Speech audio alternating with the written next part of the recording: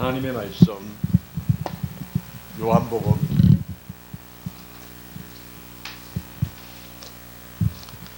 14장 1절에서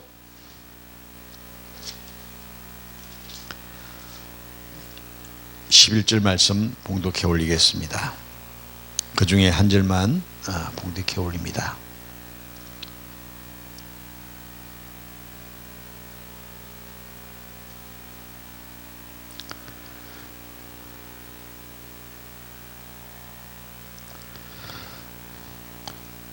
너희는 마음에 근심하지 말라. 하나님을 믿으니 또 나를 믿으라. 아멘.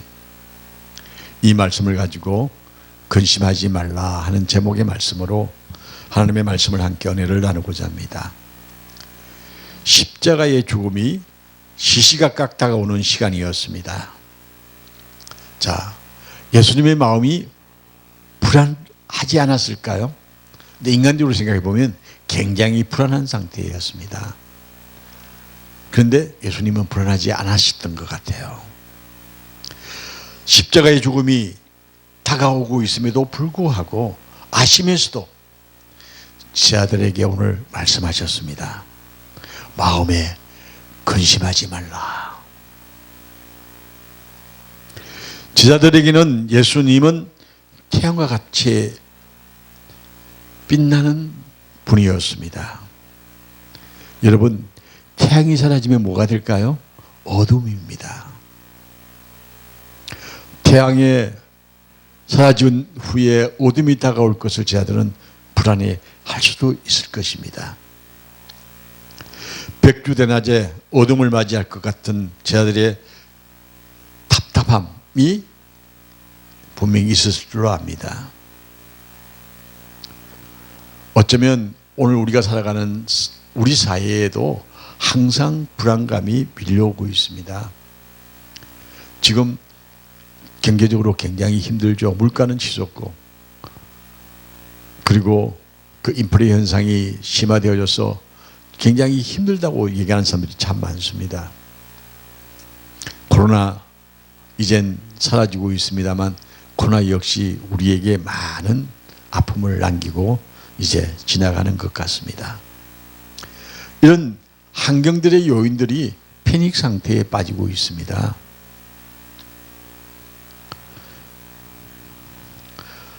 우리가 살아가면서 그 불안감이라는 게, 전 코로나 사태 때 굉장히 싫었던 게 뭐가 하나 있었는데요. 어떤 문자가 오면 지금 코로나 환자가 몇 미터에 있으니 조심하라는 그런 문자가 막 온 적이 있었어요.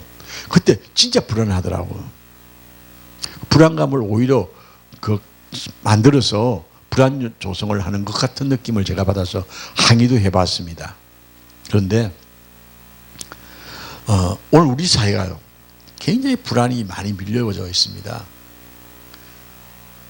특히 북한이 무인기 드론을 보내서 정찰을 다 하고 지금 대통령궁을 다 이렇게 찍어 갔다는 둥, 미사일을 계속 쏘면서 전쟁의 위기를 막 이야기하는 둥, 이렇게 우리 주변을 돌아보면 불안이 굉장히 많아요. 그리고 우크라이나 사태나 러시아와 우크라이나 사태가 순간적으로 전쟁이 일어나는 사태, 거기다가 여러 가지 경제적 사태, 지금 제일 심각한 게 경제적 부분이 반도체가 완전히 무너졌다는 겁니다. 반도체가요, 재고가 쌓이는 순간 반도체는 끝입니다. 지금 반도체가 막 쌓여서 몇십조 손실이 생기고 이런 이야기가 막 나오면, 반도체는 끝났구나. 그럼 뭐가 있어야 되지? 이제 이런 생각을 하는 상태가 되어지면 굉장히 이제 불안한 상태가 되어지는 겁니다. 근데 이런 경제적인 불안이 떠나서 오늘 제자들은 예수님께서 이제 좀 있으면 내가 십자가를 지어야 된다 하는 불안감이 그들에게 있었습니다.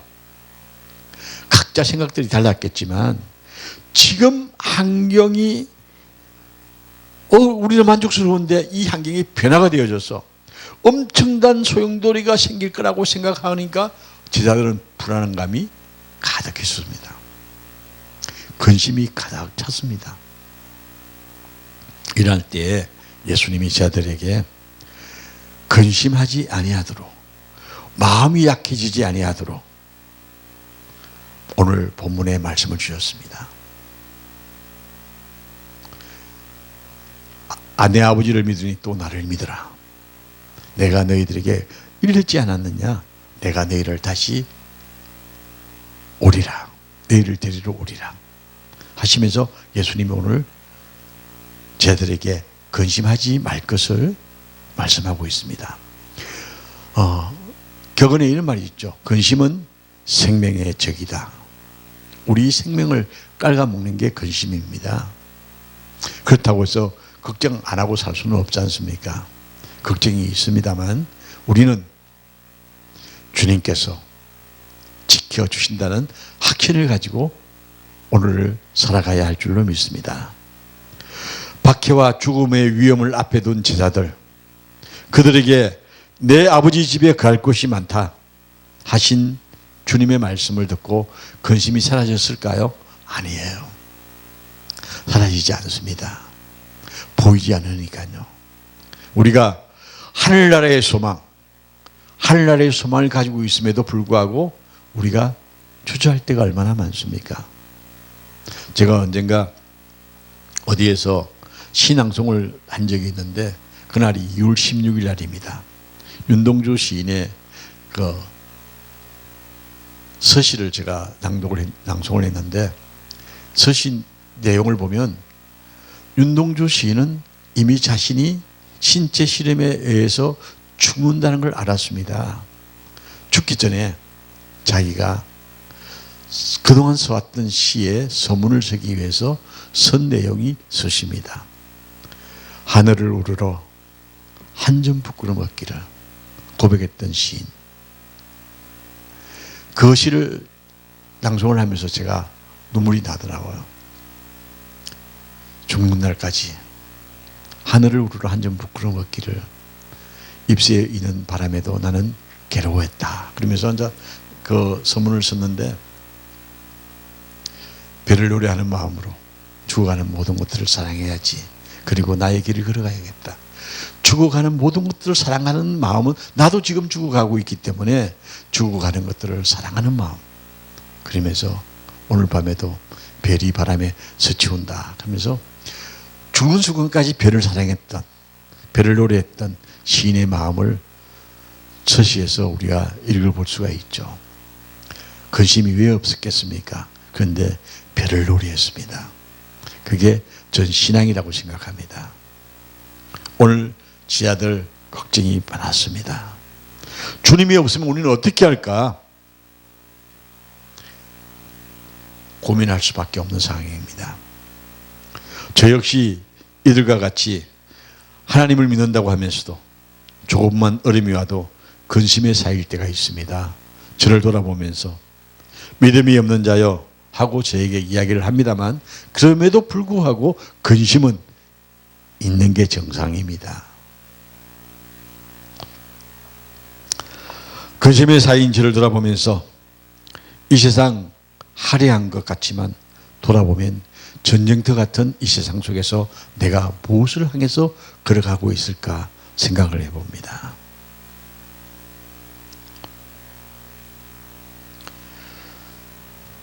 우리가 사극을 보면요, 고대강실 높은 집 궁궐에 사는 사람들이 서로 지기고 지기는 피비린내가 나는 권력 항쟁을 치르는 사람들이 얼마나 많습니까? 당파 싸움, 비극이 끝이 없이 일어나고 서로 죽이고 서로 죽는 그런 전쟁이 끝나지 않는 진행형처럼 나타나는 역사의 현장들.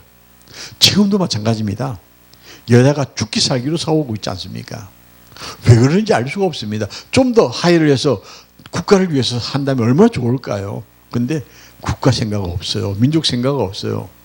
저거 정치, 정적을 없애는 걸로 모두가 피바람을 몰고 가는 그런 모습들을 보면서 특히 여당 당대표 선거를 보면요, 왜 저렇게 아전투구를 해야 될까? 저 진흙탕 싸움을 왜 할까? 그리고 정말 부끄러운 줄도 모르는 모습들 보면서 하나님, 이게 우리 현실입니다. 이 속에서 우리들이 어떻게 살아가야 할까요? 고민도 합니다. 오늘 예수님께서 말씀합니다. 내 아버지 집은 몸과 마음의 안식처라는 사실을 우리에게 제시하면서 영원한 변치 않는 평안이 있는 천국의 복음을 우리에게 주셨습니다. 우리가 사는 이 땅에 근심 없는 곳이 어디 있는지 한번 찾아볼까요? 없습니다. 어느 곳이든 근심과 걱정은 있기 마련입니다. 사람이 있는 곳에는요, 전쟁입니다. 그게 우리가 사는 현실입니다. 어느 나라에 예언을 잘하는 사람이 사형을 선고받았습니다. 문덕 왕이 장난기가 발동해서 사형수를 불러서 너 죽는 날이 언제냐? 네가 그렇게 잘 아니까 죽는 날을 한번 맞춰봐라 했습니다. 사형수가 뭐라고 대답했을까요? 네, 임금님보다 3일 먼저 죽습니다. 그랬대요. 임금이 깜짝 놀랐습니다. 저놈이 죽고 나고 3일 후에 내가 죽는다고? 뭐야? 저놈 죽이면 안 되겠네? 생각이 들었습니다. 그래서 그 사형수가 사형을 당하지 않고 오래오래 살았답니다. 왜 그랬을까요? 그럼 죽으면 임금도 죽으니까. 참 이상한 논리 같습니다만 사람은요, 자기 생명을 참 중요시하지 않습니까? 저 사형수가 오래오래 잘 살도록 잘 보호해야 자기가 오래 사니까 그 사형수를 최고의 대접을 했다는 겁니다. 사람의 소유가 아무리 많고 그리고 지위가 아무리 높다 할지라도 인간은 이렇게 연약할 수밖에 없는 존재입니다. 이것은 누구나 가지고 있는 근본적 근심을 안고 있다는 것을 이야기하는 것입니다. 예수님은 이러한 인생들에게 천국을 주시기 위해서 이 땅에 오셨습니다. 여러분, 천국을 소유하고 계십니까? 천국을 소유한 사람은 세상 염려에 매이지 않습니다. 세상의 것들이 아무리 다가온다 할지라도 거기에 굴하지 아니한다는 사실입니다. 오늘 제자들은 아버지의 집이 없기 때문에 이렇게 걱정한 것이 아닐까 생각이 되어집니다. 예수님은 그 아버지 집이 있었기 때문에 십자가의 고통도 견딜 수 있었다고 저는 믿습니다. 왜냐하면 아버지 집이 참된 위로의 보장이었기 때문에 아버지의 집을 확보한 사람은 내일이 두렵지 않다는 사실입니다. 아버지 집이 없는 사람은 근심에서 헤어날 수가 없습니다. 아버지 집이 있는 사람은 오늘 나에게 어려움이 다가와도 아버지 집에 갈 수 있는 기쁨이 있기 때문에 오늘에 절망하지 않고 오늘을 이길 수가 있다고 저는 확신합니다.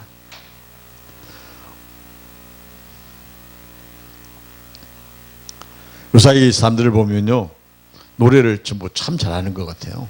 정말 잘하는 것 같아요. 노래하면 춤추고 즐겁게 지낼 것 같지만 마음속에 먹구름이 있으면요, 잔뜩 쌓여 있으면 노래를 불러도 즐겁지가 않습니다. 근데요, 노래를 기쁘게 즐겁게 부르면요, 듣는 사람도 기쁘고 즐겁습니다. 그래서 저는 찬송도요, 슬픈 찬송은 잘 안 합니다. 기분 좋은 찬송. 이 사람은요, 그렇게 함으로 인해서요, 자기만 기쁜 게 아니라 상대도 기쁘게 할 수가 있어요. 슬픈 노래를 부르면 왠지 모르게 나 자신도 슬퍼질 수밖에 없습니다. 근데 그런 이야기 있잖아요. 슬픈 노래 부르는 사람들은요, 슬픈 노래대로 죽었다고 이야기합니다. 그래서 그러면 오래 살려면 어떻게 해야 될까요? 기쁜 노래 불러야 되겠죠. 저는 기쁘게 노래를 부르기를 좋아합니다. 예수님은 하나님과 인간 사이의 중보자이십니다.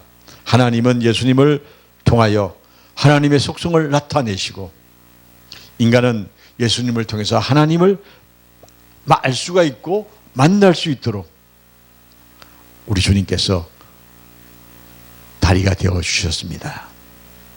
사람들은 자기들의 입맛에 맞춰서 하나님을 요리할 때가 많습니다.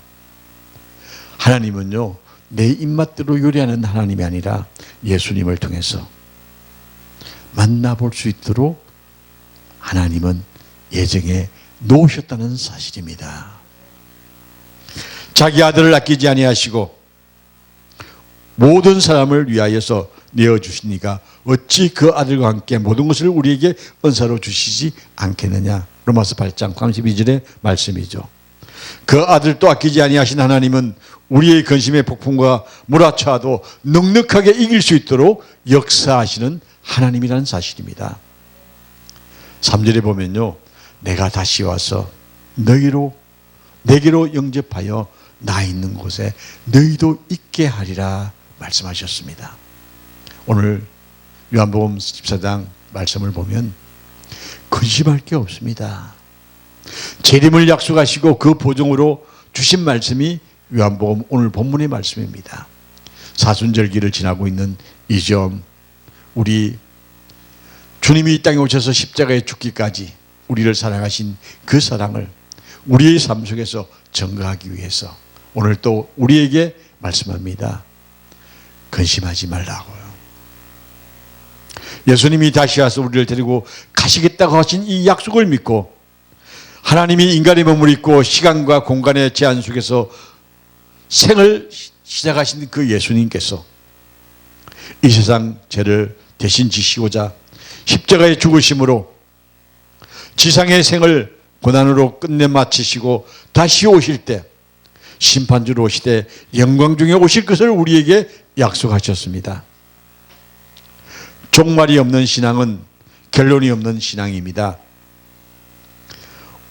물론 현실을 무시하고 불건전한 종말론자의 모습은 아닙니다. 하나님의 영원한 집을 대망하는 소망을 가지고 우리는 이 사순절기를 주님 안에서 넉넉하게 감사하면서 이겨나갈 수 있는 우리를 찾아내어야 하는 것입니다. 우리의 생활 속에서 하늘집을 찾아내어야 합니다.